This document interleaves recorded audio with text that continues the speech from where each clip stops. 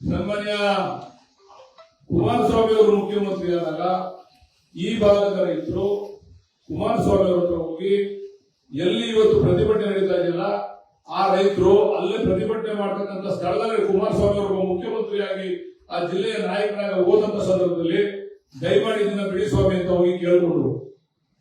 ಕುಮಾರಸ್ವಾಮಿ ಅವರು ಇದು ನನ್ನ ಕನಸಿನ ಯೋಜನೆ, ಯಾವುದೇ ಕಾರಣಕ್ಕೂ ಬಿಡಲಿಕ್ಕೆ ಸಾಧ್ಯ ಇಲ್ಲ, ಮಾಡೇ ತಿರ್ತೀರಿ ಅಂತಕ್ಕಂಥ ಮಾತನ್ನ ಸನ್ಮಾನ್ಯ ಕುಮಾರಸ್ವಾಮಿ ಅವರು ಹೇಳಿರ್ತಕ್ಕಂಥದ್ದು ಸ್ಪಷ್ಟವಾದಂತ ಉದಾಹರಣೆ ಇದೆ. ಬೇಕಾದ್ರೆ ಕುಮಾರಸ್ವಾಮಿ ಅವರು ಆತ್ಮಾವಲೋಕನ ಮಾಡ್ಕೋಬೇಕು, ಆತ್ಮಶೋಧನೆ ಮಾಡ್ಕೋಬೇಕು, ಈ ಮಾತನ್ನ ಹೇಳಿದೀವಿ ಇಲ್ವ ಅಂತ. ನಂತರ ಅದೇ ರೈತರು ದೊಡ್ಡಗೌಡ ಅಂತ ಹೋಗ್ತಾರೆ, ನಿಮ್ ಮಗ 2ನೇ ಸಾರಿ ಈ ಒಂದು ಕರ್ಮಕಾಂಡಕ್ಕೆ ಕಾರಣಕರ್ತರಾದಂತ ನಿಮ್ ಮಗ 2ನೇ ಸಾರಿ ಮುಖ್ಯಮಂತ್ರಿ ಆಗವ್ರೆ, ಎಲ್ಲ ಸದಾನಂದ ಗೌಡರು ಎಲ್ಲವನ್ನೂ ಕೂಡ ರೆಡ್ ಝೋನ್ ಇಂದ ಬಿಡುಗಡೆ ಮಾಡಿದ್ದಾರೆ. ದಯಮಾಡಿ ನಿಮ್ ಮಗನಿಗೆ ಹೇಳಿ, ಮುಖ್ಯಮಂತ್ರಿಗೆ ಹೇಳಿ, ದಯಮಾಡಿ ನೀವು ಅದನ್ನ ಬಿಡಿಸಬೇಕು, ರೆಡ್ ಝೋನ್ ಇಂದ ಬಿಡಿಸಿ ನಮಗೆ ನ್ಯಾಯ ಕೊಡಿಸಬೇಕು ಅಂದಾಗ ಪಾಪ ಅವತ್ತು ದೇವೇಗೌಡರು ಅವತ್ತು ಕಣ್ಣು ಮುಚ್ಕೊಂಡ್ಬಿಟ್ಟಿದ್ರು. ಅವತ್ತು ಗೌಡರು ಯಾವುದೇ ತೀರ್ಮಾನವನ್ನ ಕೊಡ್ಲಿಕ್ಕೆ ಸಾಧ್ಯ ಇರ್ತಲ್ಲ, ನನ್ನ ಮಗ ಏನ್ ಹೇಳ್ತಾರೋ ದಯಮಾಡಿ ಅಂತ ಮಾತನ್ನ ರೈತರಿಗೆ ಹೇಳ್ಕೊಡ್ತಕ್ಕಂಥ ಸ್ಪಷ್ಟವಾದಂತ ಆತ್ಮಾವಲೋಕನ ಮಾಡಬೇಕಾದಂತ ವಿಚಾರ ಸನ್ಮಾನ್ಯ ದೊಡ್ಡಗೌಡರು ಕೂಡ ಆತ್ಮಾವಲೋಕನ ವಿಚಾರದಲ್ಲಿ ಮಾಡ್ಕೋಬೇಕು ಅಂತಕ್ಕಂಥ ಮನವಿಯನ್ನ ಈ ಸಂದರ್ಭದಲ್ಲಿ ಮಾಡ್ತೀವಿ. ಅದಾಯ್ತು, ನಮ್ಮ ಸರ್ಕಾರ ನಮ್ಮ ಬೇರೆ ಬೇರೆ ವಿಚಾರಗಳಿಂದ ನಮ್ಮ ಸರ್ಕಾರ ಸಮ್ಮಿಶ್ರ ಸರ್ಕಾರ ಹೋಯ್ತು. 2020ಕ್ಕೆ ಮತ್ತೆ ಯಡಿಯೂರಪ್ಪನವರು ಹೇಳ್ತಾರೆ, ಡಿ ಕೆ ಶಿವಕುಮಾರ್ ಅವರೇ ನೀವ್ ಯಾರನ್ನ ಬೆಳೆಸಕೊಟ್ಟಿದ್ದೀರಾ ಅವರಿಂದ ಒಂದ್ ದಿವಸ ನಿಮ್ಗೆ ಪ್ರಾಯಶ್ಚಿತ್ತ ಪಡ್ಬೇಕಾಗ್ತದೆ. ನೀವು ಅವ್ರ ಲಾಂಛನ ಅದೇನು ಹೇಳ್ತಾರೆ ರಮೇಶ್ ಗೌಡ, ಅವರ ಲಾಂಛನ ನಾಗರಾವು ಯಾರೆಲ್ಲ ಬಂದಿದ್ದು ಔಷಧಿ ಯಡಿಯೂರಪ್ಪನವ್ರು ಹೇಳೋ ಮಾತು. ಇವತ್ತು ಪಾಪ ಈ ಯಾರ ಪಾಪ ಬಂದದ, ಯಾರು ಪ್ರಾಯಶ್ಚಿತ್ತ ಪಡ್ತಾವ ಇಬ್ರು ತಗೊಳ್ತಾರೆ. ಈಗ ಇದಾದ ನಂತರ 2020ನೇ ಇಸ್ವಿನಲ್ಲಿ ಕುಮಾರಣ್ಣ ಅವ್ರು ಹೇಳೋರು ಚೆನ್ನಾಗಿರೋರು, 1,000 ಎಕರೆನ KIDB ಕೊಟ್ಬಿಟ್ರು. KIDBಗೆ ಕೊಡುವಂತ ಸಂದರ್ಭದಲ್ಲಿ ಪಾಪ ಯಾರ ತಿಮ್ಮೇಗೌಡರು ಅನ್ನೋರಿಗೆ ಸಿದ್ದರಾಮಯ್ಯನವರು ನೀನು ಯಾವುದೋ ನಿಂದು ಲೋನ್ ಅದ ಸರ್ಕಾರದಲ್ಲಿ 1 ಟೈಮ್ ಸೆಟಲ್ಮೆಂಟ್ ಮಾಡ್ಬಿಡ್ತೀನಿ, ನೀನು ಇದನ್ನ ಇಂಡಸ್ಟ್ರೀಸ್ ಮಾಡಿ ಅಲ್ಲಿಂದ ಜಾಗ ಮಾಡ್ಬಿಡ್ಬಾ ಅಂತಂದ್ರು ಅಂತ. ಕುಮಾರಸ್ವಾಮಿ ಅವ್ರಿಗೆ ಹೇಳ್ತೀನಿ, ಮಾಜಿ ಮುಖ್ಯಮಂತ್ರಿಗಳು, ಕೇಂದ್ರ ಸಚಿವರು, ಅವರು ಮಾತಾಡ್ತಕ್ಕಂಥ ಒಂದೊಂದು ಮಾತಿಗೂ ಕೂಡ ಬೆಲೆ ಇರಬೇಕು, ತೂಕ ಇರಬೇಕು, ಆಧಾರ ಇರಬೇಕು. ಬೆಲೆ, ತೂಕ, ಆಧಾರ ಇರತಕ್ಕಂಥ ವ್ಯಕ್ತಿ ಮಾತಾಡಿದ್ರೆ ಅವರು ಕನಿಷ್ಠ ವ್ಯಕ್ತಿ ಆಗ್ಬಿಡ್ತಾರೆ. ಜನಗಳ ಮುಂದೆ ಆಡ್ಕೊಳ್ಳಿಕ್ಕೆ ಅವರೇ ಜಾಗ ಕೊಟ್ಟಂಗೆ ಆಗ್ತದೆ. ಅದಕ್ಕೆ ಕುಮಾರಣ್ಣ ಅವರೇ, ಸನ್ಮಾನ್ಯ ತಿಮ್ಮೇಗೌಡರು 1,000 ಎಕರೆ ಅಕ್ವೈರ್ ಮಾಡಿಸಿದ್ದು ಸತ್ಯ. ಅಕ್ವೈರ್ ಮಾಡಿದವರು ಯಾರು? ಈ ರೆಡ್ ಝೋನ್ ಇಂದ ಈ ಒಂದು ವ್ಯಾಪ್ತಿಯಿಂದ 9,000 ಚಿಲ್ಲರೆ ಎಕರೆಯಿಂದ 1,000 ಎಕರೆನ ಬಿಡಿಸ್ಕೊಟ್ಟವರು ಯಡಿಯೂರಪ್ಪನವರು. ಯಾರಿವತ್ತು ನೀವು ಪ್ರಾಯಶ್ಚಿತ್ತ ಯಾತ್ರೆ ಮಾಡ್ಲಿಕ್ಕೆ ಕೊಟ್ಟಿದ್ದಾರೆ ಯಡಿಯೂರಪ್ಪನವರು, ಆ ರೆಡ್ ಝೋನ್ ಇಂದ ಬಿಟ್ಟು ಅದು KIDBಗೆ ಅವ್ರ ಜಾಗ ಮಾತ್ರ ಅಕ್ವೈರ್ ಮಾಡಿದ್ರು. ಸಂಪೂರ್ಣ ಅವ್ರ ಜಾಗ ಅಲ್ಲ, 350 ಎಕರೆ 400 ಎಕರೆ ಮಾತ್ರ ತಿಮ್ಮೇಗೌಡರು ಜಾಗ ಅದು. ಇನ್ ಮಿಕ್ಕಿದೆಲ್ಲ ರೈತರ ಜಾಗ ಅದು. ತಿಮ್ಮೇಗೌಡರು ಮಾಡಿದಂತ ಅವತ್ತು ಇಂಡಸ್ಟ್ರೀಸ್ ಮಿನಿಸ್ಟರ್ ಯಾರು ಅಂತಂದ್ರೆ ಜಗದೀಶ್ ಶೆಟ್ಟರ್ ಅವರು.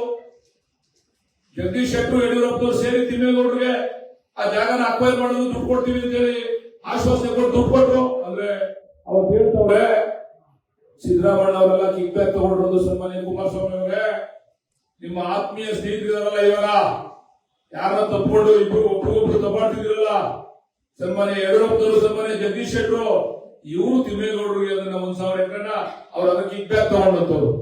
ಸ್ಪಷ್ಟೀಕರಣ ಕೊಡ್ಬೇಕು ನೀವು ಕುಮಾರಸ್ವಾಮಿ ಅವರು. ಅರ್ಧಂಬರ್ಧ ಈ ಇಂಟರ್ನಲ್ ಕೇಸ್ ಬೇಡ ಕುಮಾರಸ್ವಾಮಿ ಅವರೇ, ದಯಮಾಡಿ ಇದನ್ನ ಬಿಟ್ಟಂತವ್ರು ಸನ್ಮಾನ್ಯ ಯಡಿಯೂರಪ್ಪನವರು. ಅದನ್ನ ಆ ಸಂದರ್ಭದಲ್ಲಿ ನಮ್ಮ ಇಂಡಸ್ಟ್ರಿ ಮಿನಿಸ್ಟರ್ ಆಗಿರುವಂತವರು ಜಗದೀಶ್ ಶೆಟ್ಟರು ಎಷ್ಟು ಕಿಕ್ ಬ್ಯಾಕ್ ಅನ್ನ ಯಡಿಯೂರಪ್ಪನವರು ಮತ್ತೆ ನಾವೇನಿರೋದು ಕುಮಾರಸ್ವಾಮಿ ಅವರು ಇರೋದು ಕಿಕ್ ಬ್ಯಾಕ್ ತಗೊಂಡ್ಬಿಟ್ರು, ಮಾಡ್ಕೊಟ್ಬಿಟ್ರು ಅವ್ರಿಗೆ ಅಂತ. ಅದು ಎಷ್ಟು ಕಿಕ್ ಬ್ಯಾಕ್ ತಗೊಂಡ್ರು ಅಂತ ಹೇಳಿ ಕುಮಾರಸ್ವಾಮಿ ಅವರು ಯಡಿಯೂರಪ್ಪನವ್ರ ಮತ್ತೆ ಜಗದೀಶ್ ಶೆಟ್ಟರ್ ಕೇಳಬೇಕು. ಅದನ್ನ ಬಿಡಬೇಕಾದ್ರೆ, ಆ ಜಾಗನ ತಗೋಬೇಕಾದ್ರೆ ತಿಮ್ಮೇಗೌಡರಿಂದ ಎಷ್ಟು ಕಿಕ್ ಬ್ಯಾಕ್ ತಗೊಂಡ್ರು, ಎಷ್ಟು ಹಣ ಸಂದಾಯ ಆಯ್ತು ಅವ್ರಿಗೆ. ಅವತ್ತು ನಿಗದಿ ಮಾಡಿದಂತ ರೇಟ್ ಎಷ್ಟು ಗೊತ್ತಾ? 70 ಲಕ್ಷದಿಂದ 80 ಲಕ್ಷ, ಮ್ಯಾಕ್ಸಿಮಮ್ 1 ಕೋಟಿ. ಎಲ್ಲಿ ಈ ಒಂದು ಟೌನ್ಶಿಪ್ ಅಟ್ಯಾಚ್ ಆಗಿರ್ತಕ್ಕಂಥ ಜಾಗ ಅದು. ತುಂಬಾ ದೂರ 2 ಕಿಲೋಮೀಟರ್ 3 ಕಿಲೋಮೀಟರ್ ಇಲ್ಲ. ಎಷ್ಟು ದಿವಸ ಹಿಂದೆ 2020 ಇವತ್ತೆಷ್ಟು, ಇವತ್ತು 26, ಕೇವಲ 5 ವರ್ಷ ಡಿಫರೆನ್ಸ್ ಅಷ್ಟೇ, 4-5 ವರ್ಷ ಡಿಫರೆನ್ಸ್. ಅವತ್ತು ತಗೊಂಡು ಕೊಟ್ಟಿರ್ತಕ್ಕಂಥ ಹಣ ಒಂದು ಎಕರೆಗೆ 80 ಲಕ್ಷ, ಮ್ಯಾಕ್ಸಿಮಮ್ 1 ಕೋಟಿ. ಇವತ್ತು ನಾವು ಕೊಡ್ತಾ ಇರ್ತಕ್ಕಂಥ ಹಣ 2.5 ಕೋಟಿ, 3 ಕೋಟಿ. ಸನ್ಮಾನ್ಯ ಕುಮಾರಸ್ವಾಮಿ ಅವರೇ, ಪೂರ್ತಿ ಮಾಹಿತಿ ತಗೊಂಡು ಮಾತಾಡ್ಬೇಕು. ನೀವು ಒಬ್ಬ ಮಾಜಿ ಮುಖ್ಯಮಂತ್ರಿಗಳು, ನೀವು ಯಾರು ತಗೊಂಡ್ರು, ಯಾರು ಕೊಟ್ಟರು, ಯಾರಿಗೋಸ್ಕರ ಬಿಟ್ರು ಅಂತೇಳಿ. ಸರಿ, ಆಯ್ತು. ಅವತ್ತು ನಾನು ಮಾಜಿ ಶಾಸಕನಾಗಿದ್ದೆ. ಮಾಜಿ ಶಾಸಕನಾಗಿ ನಾನು ಅವತ್ತು ಆ ಸ್ಥಳಕ್ಕೆ ಹೋಗಿ ಹೋರಾಟ ಮಾಡಿದೆ. ಮಾಹಿತಿ ಕೊಡ್ತೀನಿ, ನಿಮ್ಗೆ ತೋರಿಸ್ತೀನಿ. ಆ ಸಂದರ್ಭದಲ್ಲಿ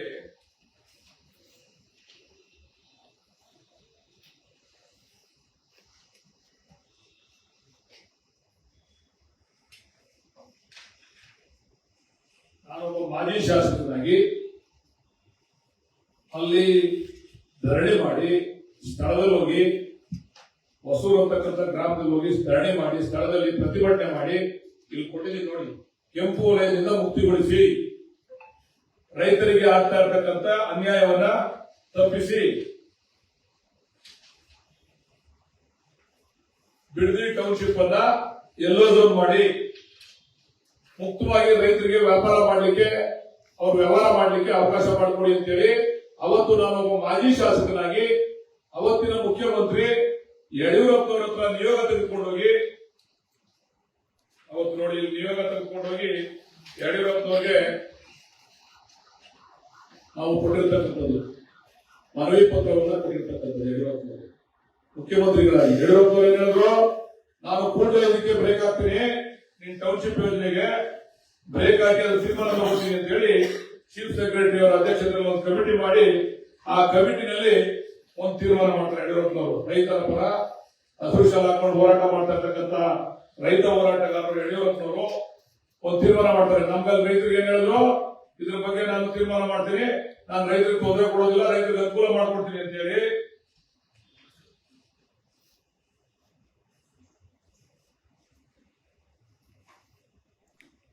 ಒಂದು ಅಧಿಸೂಚನೆಯನ್ನು ಹೊರಡಿಸ್ತಾರೆ. ಯಾರು ಹಸಿರು ಶಾಲನ್ನ ಹಾಕೊಂಡು ವಿಧಾನಸೌಧದ ಮುಂದೆ ನಾನು ರೈತರ ಪರ ಮುಖ್ಯಮಂತ್ರಿ, ಇನ್ ಮುಂದೆ ರೈತರೇ ನನ್ನ ಸರ್ವಸ್ವವನ್ನು ರೈತರಿಗೋಸ್ಕರನೇ ತ್ಯಾಗ ಮಾಡ್ತೀನಿ ಅಂತ ಹೇಳಿ ರೈತರ ಪರವಾಗಿ ಬಜೆಟ್ ಅನ್ನ ಮಂಡಿಸಿದ ಯಡಿಯೂರಪ್ಪನವರು ತೀರ್ಮಾನ ಮಾಡ್ತಾರೆ. ನಾವು ಹೋಗ್ಕೊಟ್ಟ ಮೇಲೆ ಆ ಪ್ರದೇಶದಲ್ಲಿ 18/5/21 ಬಿಡದಿ ಟೌನ್ಶಿಪ್ ಪ್ರದೇಶದ ಭೂಮಾಲೀಕರ ಮನವಿ ಮೇರೆಗೆ ಅಂದಿನ ಮಾನ್ಯ ಮುಖ್ಯಮಂತ್ರಿಗಳು ಮುಖ್ಯ ಕಾರ್ಯದರ್ಶಿಯವರಿಗೆ ಸಭೆಯನ್ನು ಕರೆದು ಭೂ ಸ್ವಾಧೀನ ಸಮಸ್ಯೆಯನ್ನು ಪರಿಶೀಲಿಸಲು ಸೂಚಿಸಿದರು. ಅದರಂತೆ ಸರ್ಕಾರದ ಮುಖ್ಯ ಕಾರ್ಯದರ್ಶಿ ಅಧ್ಯಕ್ಷತೆಯಲ್ಲಿ ಸಭೆ ಕರೆಯಲಾಗಿತ್ತು. ಸದರಿ ಸಭೆಯ ವಿಸ್ತೃತ ಚರ್ಚೆ ನಂತರ ಈ ಕೆಳಗಂಡಂತೆ ನಿರ್ಧರಿಸಲಾಯಿತು. ರಾಜ್ಯಕ್ಕೆ ಹೊಸ ಬಂಡವಾಳವು ಬೆಂಗಳೂರಿನ ಸಮೀಪ ಹೂಡಿಕೆಯಾಗುವ ಸಾಧ್ಯತೆ ಇರುವುದರಿಂದ ಕೈಗಾರಿಕೆಗಳು, ವಸತಿ ಮತ್ತು ವಾಣಿಜ್ಯಕ್ಕಾಗಿ ಹಲವಾರು ಇಂಟಿಗ್ರೇಟೆಡ್ ಟೌನ್ಶಿಪ್ಗಳು ಅವಶ್ಯವಿರುತ್ತದೆ. ಇದಕ್ಕಾಗಿ 9,000 ಎಕರೆ ಭೂಮಿ ಸೂಕ್ತವಾಗಿರುತ್ತದೆ. ಚೀಫ್ ಸೆಕ್ರೆಟರಿ ಕೊಟ್ಟರು ಯಡಿಯೂರಪ್ಪನವರ ಮಾರ್ಗದರ್ಶನದ ಮೇಲೆ ಚೀಫ್ ಸೆಕ್ರೆಟರಿ ಇದನ್ನ ಔಷಧ ಮಾತಾಡ್ತೀನಿ, ಸಂಪೂರ್ಣ ದಾಖಲೆ ಇವತ್ತು ನಾನು ಕೊಡ್ತಾ ಇಲ್ಲ. ಅಸೆಂಬ್ಲಿ ಪಾಪ ನಮ್ಮ ಅಶೋಕಣ್ಣ ಹೇಳವ್ರೆ, ಬನ್ನಿ ದೊಡ್ಡ ತಟ್ಟಿನ ಅಸೆಂಬ್ಲಿಗೆ ಬನ್ನಿ ಅಂತ. ನಾನು ಮುಖ್ಯಮಂತ್ರಿ ಹೇಳಿದೆ, ಅವ್ರು ತಗೊಳ್ಳೋಕ್ಕಿಂತ ಮುಂಚೆ ಸೋಗ್ಬಿಟ್ಟು ನಾವೇ ತಗೊಂಡ್ಬಿಡೋದು, ಹಣೆ ಬರಲ್ಲ ಹೇಳ್ಬಿಡೋಣ ಜನಕ್ಕೆ ಅಂತ. ಅವರೇ ತಗೊಳ್ಳೋಕೆ ಅವ್ರು ಯಾವ್ದ್ರಲ್ಲಿ ರೈಸ್ ಮಾಡ್ತಾರೆ ನೋಡೋಣ, 69 ತಗೋತಾರ, 60 ಯಾವ್ದು ರೈಸ್ ಮಾಡ್ತಾರೆ ನೋಡೋಣ. ಅದಕ್ಕೆ ಮುಂಚೆ ನಾವೇ ತಗೊಂಡ್ಬಿಡ್ತೀವಿ. ನಿಮ್ ಕರ್ಮಕಾಂಡನಪ್ಪ ಯಾಕಪ್ಪ ಪಶ್ಚಾತ್ತಾಪ ಯಾತ್ರೆ ಮಾಡ್ಕೊಂಡು ಬಂದಿಲ್ಲ, ಪ್ರಾಯಶ್ಚಿತ್ತ ಯಾತ್ರೆ ಇಲ್ಲ. ನೀವು ಮಾಡಿರ್ತಕ್ಕಂಥ ಪಟ್ಟಿರ್ತಕ್ಕಂಥ ಪಶ್ಚಾತ್ತಾಪಕ್ಕೆ ಪ್ರಾಯಶ್ಚಿತ್ತವಾಗಿ ಯಾತ್ರೆ ಮಾಡ್ತಾ ಇದ್ದ ಅಂತೇಳಿ ನಾವೇ ತಗೋತೀವಿ. ಇದು ಯಡಿಯೂರಪ್ಪನ ತೀರ್ಮಾನ. ಯಾವಾಗ 2020ರಲ್ಲಿ ಅವ್ರು ಮುಖ್ಯಮಂತ್ರಿ ಆದಾಗ 2020ರಲ್ಲಿ ಸನ್ಮಾನ್ಯ ಯಡಿಯೂರಪ್ಪನವರು ಇದನ್ನ 35% ಕೈಗಾರಿಕಾ ಅಂತೆ, 35 ಇದಕ್ಕೆ ವಸತಿ ಅಂತೆ, ಇನ್ನು ಉಳಿಕೆ ಭೂಮಿನ ಇತರೆ ಉದ್ದೇಶಗಳಿಗಾಗಿ ಮೀಸಲಿಟ್ಟು ಬಿಡದಿ ಸಮಗ್ರ ಟೌನ್ಶಿಪ್ ಅನ್ನು ಸ್ವಯಂ ಪೂರ್ಣ ಮಾದರಿಯಲ್ಲಿ ಯೋಜನೆ ರೂಪಿಸಿ ಅಭಿವೃದ್ಧಿಪಡಿಸಲು ನಿರ್ಧರಿಸಲಾಯಿತು. ಅದಕ್ಕೆ ಮೊದಲು ಯಡಿಯೂರಪ್ಪನವರಿಗೆ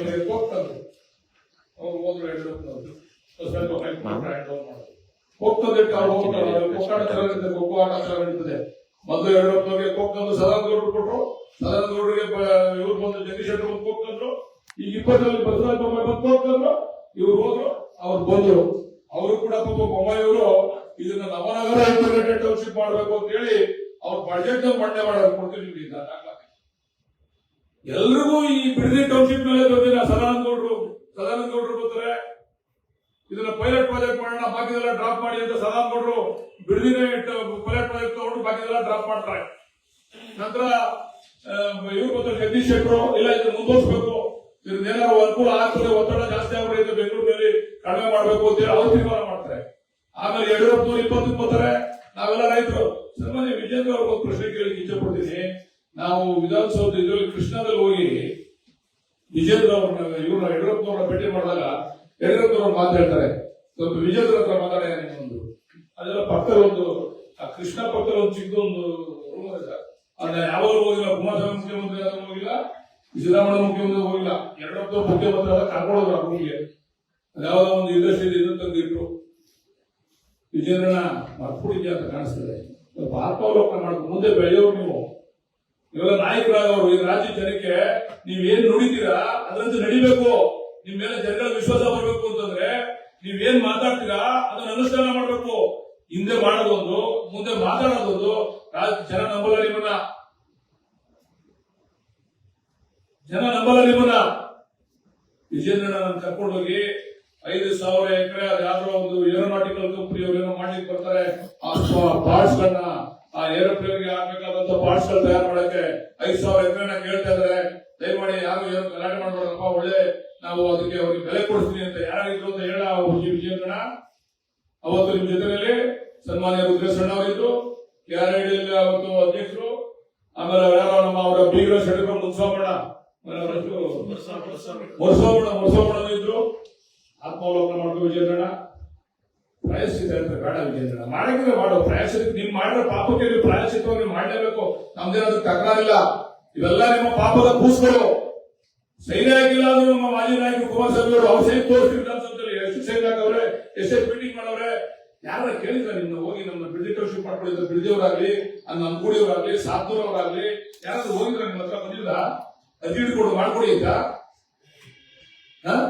ಏನಿವತ್ತು ಎಲ್ಲ ಪ್ರತಿಭಟನೆ ಆಡ್ತಾವ್ರೆ. ಏನ್ ಅವರು ರೈತರು, ನಾವು ರೈತರು, ಏನು ಯಾರ್ಯಾರಿಗೆ ಮೂಲ ಕಾರಣಕರ್ತರು ಅವರೇ ಇವತ್ತು ಬಿಟ್ಬಿಡೋರೆ ಜನಕ್ಕೆ.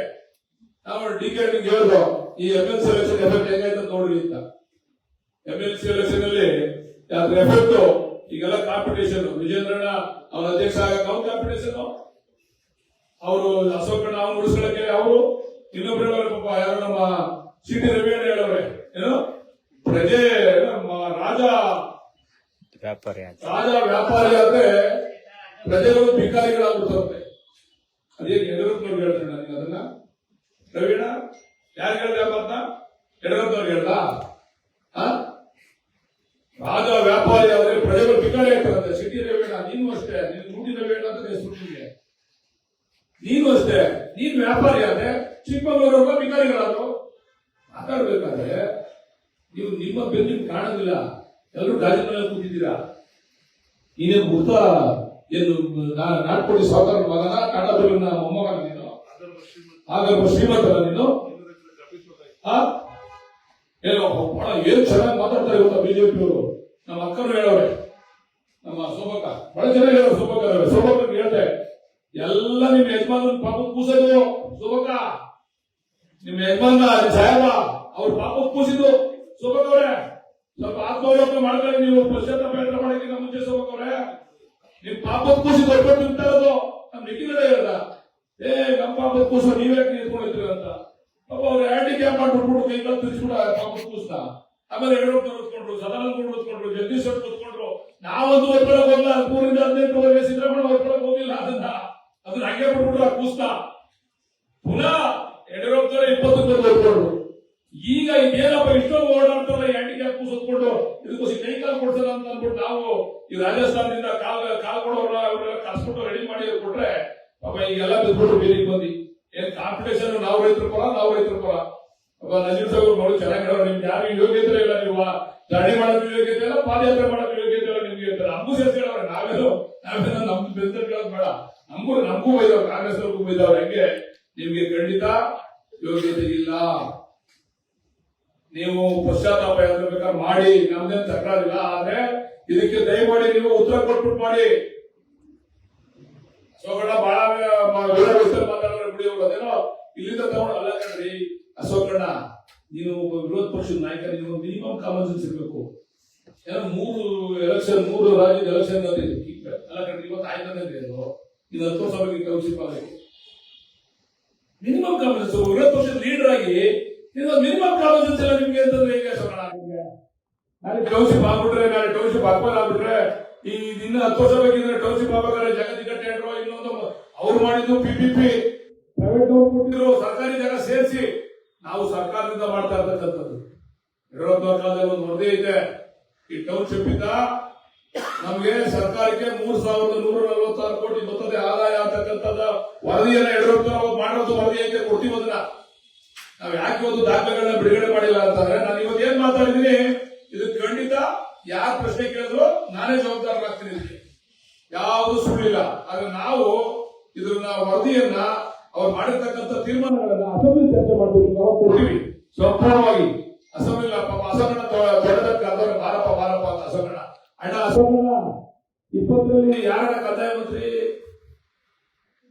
20 ನಾವು ಯಡಿಯೂರಪ್ಪನವ್ರಿಗೆ ಅರ್ಜಿ ಕೊಡ್ಬೋಲ್ಲ, ಇದು ಬಿಟ್ಬಿಡಿ ಸರ್, ಬೇಡ, ರೈತರಿಗೆ ತೊಂದರೆ ಆಯ್ತದೆ, ಕೆಂಪುಲೆ ಮಾಡ್ಬಿಟ್ಟಿದ್ರ, ಅದೊಂದು ಪೆಟ್ರೋಲ್ ಬಂಕ್ ಮಾಡಕ್ಕಾಗಲ್ಲ, ಒಂದು ಡೈರಿ ಬಿಲ್ಡಿಂಗ್ ಮಾಡಕ್ಕಾಗಲ್ಲ, ರೈತರು ಕೂಡ ಅದನ್ನ ಒಂದು ಮನೆ ಕಟ್ಟಕ್ಕೆ ಒಂದು NOC ಸಿಗಲ್ಲ ಅಂತ ನಾವು ಕೇಳ್ಕೊಂಡಾಗ ಯಾರಪ್ಪ ಕಂದಾಯ ಮಂತ್ರಿ ಅಶೋಕಣ್ಣ? ನಾವಂತೂ ಸೈನ್ ಹಾಕಿಲ್ಲಪ್ಪ ಅಶೋಕಣ್ಣ, ನಾವಂತೂ ಸೈನ್ ಹಾಕಿಲ್ಲ. ನೀವು ಬೇಕಾದ್ರೆ ತೋರಿಸಿ, ಬಹಳ ಬುದ್ಧಿವಂತ ಮುಖ್ಯಮಂತ್ರಿ ಸೈನ್ ಹಾಕೋದು, ನೀ ಯಾಕೆ ಸೈನ್ ಹಾಕ್ಯಾ? ಕಂದಾಯ ಮಂತ್ರಿ ಸೈನ್ ಹಾಕ್ರೆ ನಾವಂತೂ ಸೈನ್ ಹಾಕಿಲ್ಲ ಅಂತ. ಇದೇ ಕಂದಾಯ ಮಂತ್ರಿ ಅವ್ರು ಕೊಡ್ಬೋದಾಗಿತ್ತಲ್ಲ. ನಾವು ಬಂದು ಯಡಿಯೂರಪ್ಪನವ್ರಿಗೆ ಅರ್ಜಿ ಕೊಟ್ಟಾಗ ಏನ್ ನಡೀತಾರೆ ಬರೀಲಿ ಬಾಲಕೃಷ್ಣ, ಏನಾಗಿದೆ ಕೊಡ್ರಿ, ನಾವು ಕೊಡ್ರಿ, ನಾವು ಕೊಡ್ತೀವಿ, ನಾವು ರೈತರ ಪರ, ಯಡಿಯೂರಪ್ಪ ಸುಮ್ಮನೆ ಅಂತಾರೆ ಅಷ್ಟೇ, ನಾನೇ ಮಾಡೋದು ಬನ್ನಿ ಅಂತ ಕರಿಬೋದಾಗಿತ್ತಲ್ಲ ಸನ್ಮಾನ್ಯ ಅಶೋಕಣ್ಣ. ಕಂದಾಯ ಮಂತ್ರಿಯಾಗಿ ನಾವು ಸರಿಯಾಗಿಲ್ಲಪ್ಪ, ಕಂದಾಯ ಮಂತ್ರಿ ಆಗಿಲ್ಲಪ್ಪ. ಅವಾಗ KDB ಅಕ್ವೈರ್ ಮಾಡಿದಾಗ ನೀನ್ ಕಂದಾಯ ವ್ಯಾಪ್ತಿ ಬರ್ತಿದ್ದಲ್ಲ, ಅದು ಕಂದಾಯ ವ್ಯಾಪ್ತಿ ಬಂದ್ರೆ ಅಷ್ಟು ಬಿಡಿ ಮಿನಿಮಮ್ ಪರಿಜ್ಞಾನ ಇಲ್ವ ನಿಮ್ಗೆ? ಯಾರು ನಾಟಕ ಬೇಡ, ಎಲ್ಲರೂ ಒಪ್ಕೊಳ್ಳಿ. ನೀವು ನಮ್ಮ ಕಾಲದಲ್ಲಿ ಹಿಂಗಾಗೈತೆ, ನಮ್ಮ ಕಾಲದಲ್ಲಿ ದುರಂತ ನಡೆದವೆ, ಈಗೇನೋ ಮಾಡಬಹುದಾಗಿತ್ತು ಅಂತಕ್ಕಂಥದ್ದನ್ನ ಅಲ್ಲ ಕಣ್ರಿ. ರೈತರಿಗೆ ರಕ್ಷಣೆ ಕೊಡೋದು, ರೈತರ ವಿಚಾರದಲ್ಲಿ ಮಾಡ್ತಕ್ಕಂಥ ಬಿಜೆಪಿ ಕಲಿಬೇಕಿದ್ರಿ.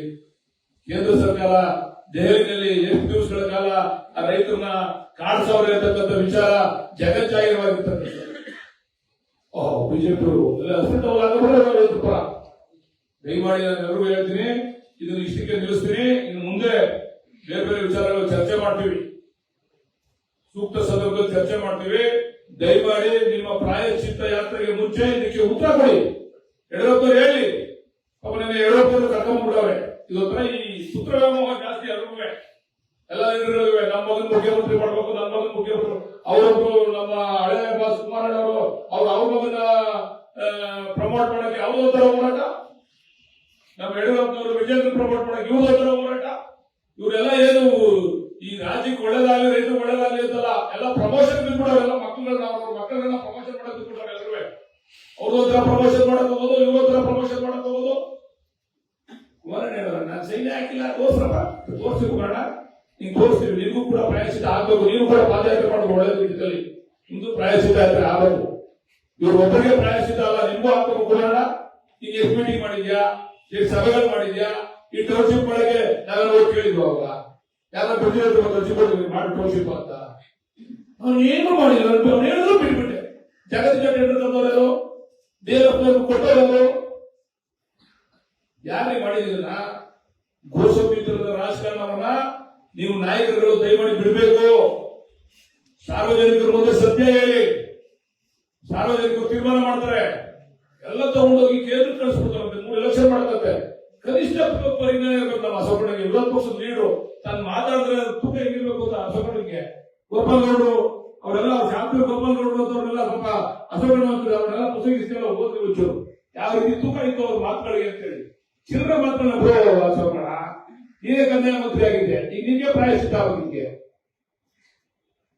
ದಯಮಾಡಿ ಮಾಧ್ಯಮಗಳಿಗೆ ಯಾಕೆ ನಾನು ಇವತ್ತು ಮಾಧ್ಯಮಗೋಷ್ಠಿ ಕರೆದಿರ್ತಕ್ಕಂಥದ್ದು, ಅವರ ಪ್ರಾಯಶ್ಚಿತ ಯಾತ್ರೆ ಇದೆಯಲ್ಲ ಅದಕ್ಕೆ ಮುಂಚೆ ನಾನು ನಿಮ್ಮ ಮುಖಾಂತರ ಆಗ್ರಹಪಡಿಸ್ತೀನಿ, ಇದು ಉತ್ತರ ಕೊಡ್ಲಿ. ಇದು ಉತ್ತರ ಕೊಟ್ಟು ಪ್ರಾಯಶ್ಚಿತ ಯಾತ್ರೆ ಮಾಡಿ, ನಮ್ದೇ ತಕರಾರಿಲ್ಲ. ಇನ್ನು ಮುಂದಿನ ದಿವಸಗಳಲ್ಲಿ ಅಸೆಂಬ್ಲಿ ಕೇಳೋರು ಸಂಪೂರ್ಣ ಮಾಹಿತಿ ಐತೆ ನನಗೆ. ಕುಮಾರಸ್ವಾಮಿ ಅವರು ಮಾಡೋದು, ಎದುರು ಮಾಡೋದು. ಲಾಸ್ಟ್ ಅಲ್ಲಿ ನಾವು 23 ಪ್ರಿಲಿಮಿನರಿ ನೋಟಿಫಿಕೇಶನ್ ಆಗಿದ್ದು 25 ನಮ್ ಸರ್ಕಾರ ಬಂದಿದ್ದು 23 25 ಗಂಟೆ ಏನು ಮಾಡಲಿಲ್ಲ. ಅಲ್ಲಿರ್ತಕ್ಕಂಥ ರೈತರು ಗಲಾಟೆ ಮಾಡಿ ಮಾಡಲೇಬೇಕು, ಇದನ್ನು ನೀವು ದಯಮಾಡಿ ಅಂತ ಹೇಳಿ ಒತ್ತಾಯ ಮಾಡಿದ್ಮೇಲೆ ನಮ್ಮ ಉಪಮುಖ್ಯಮಂತ್ರಿಗಳಾಗಿದ್ದಂಥವ್ರು ಅವತ್ತು ನಮ್ಮನ್ನೆಲ್ಲ ಕರೆದಿ ಒಂದು ಸರ್ವೆ ಮಾಡಿಸಿ, ಇಲ್ಲ ಮೆಜಾರಿಟಿ ರೈತರು ಪರ ಇದ್ದಾರೆ ಮಾಡಬಹುದು ಅಂತಕ್ಕಂಥ ವಿಚಾರ ಬಂದ್ಮೇಲೆ ನಾವು ಮೊದಲನೇ ನೋಟಿಫಿಕೇಶನ್ ಮಾಡಿದ್ದೇವೆ ಸ್ವಾಮಿ 25ಕ್ಕೆ. ಫೈನಲ್ ನೋಟಿಫಿಕೇಶನ್ ಮಾಡಿದ್ದು 24. 1 ವರ್ಷ. ನೀವು ಯಾರಾದ್ರೂ ಬಂದಿದ್ರೆ ಅವತ್ತು ಆಚೆಗೆ ಯಡಿಯೂರಪ್ಪನವರಾಗ್ಲಿ, ಕುಮಾರಸ್ವಾಮಿ ಆಗ್ಲಿ, ಕುಮಾರಸ್ವಾಮಿ ಮಗ ನಿಖಿಲ್ ಕುಮಾರಸ್ವಾಮಿ ಆಗ್ಲಿ, ವಿಜೇಂದ್ರ ಆಗ್ಲಿ, ಅಶೋಕಣ್ಣ ಆಗ್ಲಿ, ನೀರು ಅಶೋಕಣ್ಣ ಯಾವ ತರ ಅಶೋಕಣ್ಣ ರೈಸ್ ಮಾಡಿದ್ದೆ ಕ್ವಶನ್ ನಿಮ್ಮ ಅಸೆಂಬ್ಲಿನಲ್ಲಿ ಇದನ್ನ ಪ್ರಿಲಿಮಿನರಿ ನೋಟಿಫಿಕೇಶನ್ ಆದಾಗ ಫೈನಲ್ ನೋಟಿಫಿಕೇಶನ್ ಆಗ ಟೈಮ್ ಡಿ ಕೆ ಶಿವಕುಮಾರ್ ಅವರು ಮುಖ್ಯಮಂತ್ರಿ ಆಗ್ಬಿಡ್ತು ಅಂತ ನಿಮ್ಗೆಲ್ಲ ಹೊಟ್ಟೆ ಒಳಗಡೆ ಎಲ್ಲ ತುಳಸು ಶುರು ಆಗಿದ್ರೆ, ಹೊಟ್ಟೆ ಎಲ್ಲ ಕ್ಯೂಸ್ಗಳು ಶುರು ಆಗ್ಬಿಟ್ರೆ ಇದನ್ನ ನಾವ್ ಯಾರು ಔಷಧಿ ಮಾಡಕ್ಕಾಗಲ್ಲ. ಕುಮಾರಣ್ಣಗೂ ಮತ್ತೆ ಅಶೋಕಣ್ಣಗೂ ಇಬ್ಬರು ಮುಖ್ಯಮಂತ್ರಿ ಆಗ್ಬಿಟ್ರು ಏನಾರ ಮಾಡ್ಬೇಕು ಅಂತಕ್ಕಂಥದ್ದನ್ನ ನೀವೇನಾದ್ರೂ ಕೂಡ ಆ ಒಂದು ಭಾವನೆಯಲ್ಲಿ ಹೋರಾಟ ಮಾಡಿದ್ರೆ ಅದಕ್ಕೆ ಜನಗಳ ತಕ್ಕ ಉತ್ತರ ಕೊಡ್ತಾರೆ. ಅದರಿಂದ ದಯಮಾಡಿ ನಾನು ಮಾಧ್ಯಮ ಸ್ನೇಹಿತರ ಮುಖಾಂತರ ನಾನು ಅವ್ರಿಗೆ ಆಗ್ರಹ ಪಡಿಸ್ತೀನಿ, ಮಾಡಕ್ಕಿಂತ ಮುಂಚೆ ಇವಕ್ಕೆಲ್ಲ ಉತ್ತರ ಕೊಡಿ.